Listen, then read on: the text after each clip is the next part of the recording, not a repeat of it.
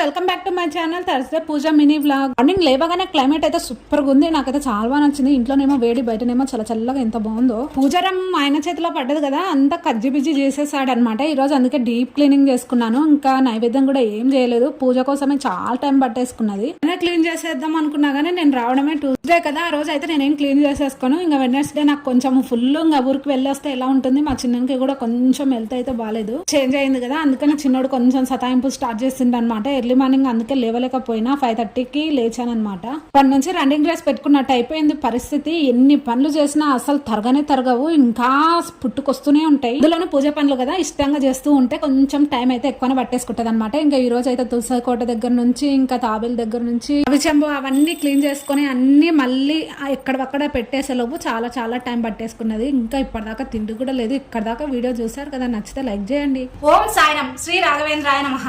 Bye అండి.